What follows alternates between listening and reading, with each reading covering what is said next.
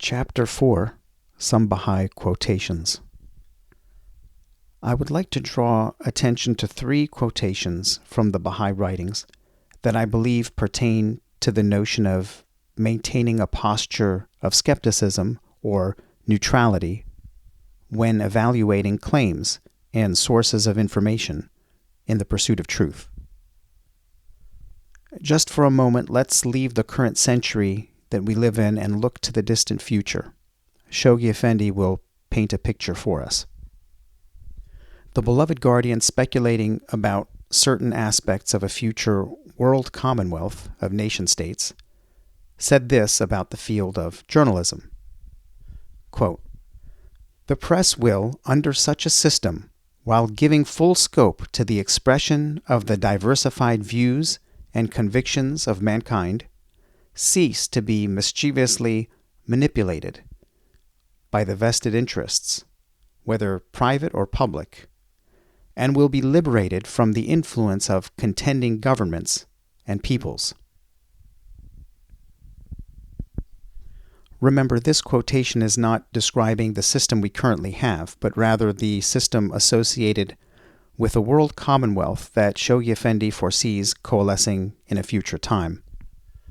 He says that in what I assume would be the distant future, the press will, quote, "cease to be mischievously manipulated by the vested interests, whether private or public, and will be liberated from the influence of contending governments and peoples."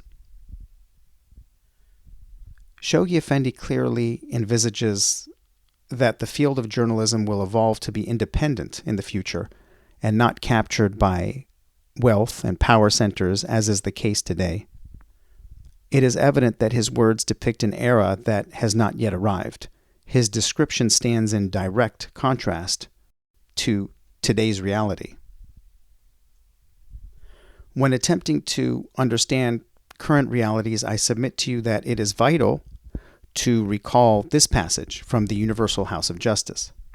Quote, "It must be remembered that there are interests which manipulate the course of events." I have noticed when closely examining many developments in the past and present that this sentence is indeed broadly applicable to a long list of events. When I become aware of supposedly natural and spontaneous trends in popular culture, when I observe what is being presented to viewers by the 24-hour news cycle, I often remember this caution from the Universal House of Justice. Quote, "It must be remembered that there are interests which manipulate the course of events." We should also appreciate and value the following insight that Abdu'l-Baha shared in the book The Secret of Divine Civilization. Quote, "Glory be to God, what an extraordinary situation now obtains, when no one, hearing a claim advanced, asks himself what the speaker's real motive might be, and what selfish purpose he might not have hidden behind the mask of words." Abdu'l-Baha is our perfect exemplar, appointed by Baha'u'llah as the center of the covenant. Listen again to what Abdu'l-Baha is telling us, and think of the implication.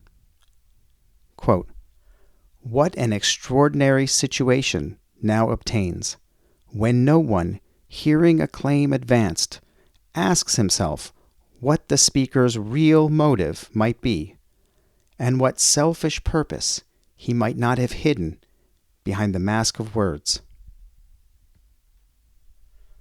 Is this passage reminding us that if we are not alert, we might find ourselves automatically accepting any claim and possibly being deceived? The beloved guardian's wife, Ruhiya Khanum, spoke of his vigilance in this way. She said, quote, "Shoghi Effendi was the keenest observer of political events and kept abreast of all happenings. His intelligence and analytical faculties did not permit him to lull himself into any false complacency induced by the rather childish idea people sometimes have of what, quote, faith means. He well knew that to have faith in God does not mean one should not use one's mind, appraise dangers, anticipate moves, make the right decisions during a crisis. Life provides countless examples of factions and entities that regularly engage in deceit, and we shouldn't pretend like this doesn't happen. To embrace the Baha'i teachings related to love and fellowship, acceptance of others, the oneness of humanity, tact, dignity and decorum, the necessity of avoiding backbiting and gossip and negativity, does not mean we need to be naive and forego vigilance or turn a blind eye to nefarious plans. When Abdu'l-Baha counseled that we must dwell on the positive attributes of others and ignore their faults, I do not think this means we must tolerate abuse or capitulate to realities that negatively impact our circumstances. We must protect ourselves and others mentally, emotionally, physically, spiritually. Baha'u'llah said, quote, "The friends of God must be adorned with the ornament of justice, equality, kindness, and love, as they do not allow themselves to be the object of cruelty and transgression. In like manner, they should not allow such tyranny to visit the handmaidens of God." We must use wisdom.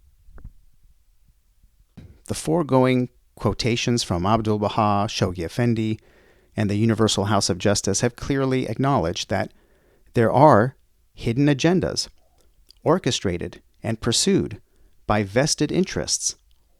It is important, when bombarded with so much stimuli in this information age, to protect our mind and heart from being swept up in the ubiquitous, powerful, false narratives that are devised by self-serving entities who wish to gain an advantage over others in order to advance selfish purposes.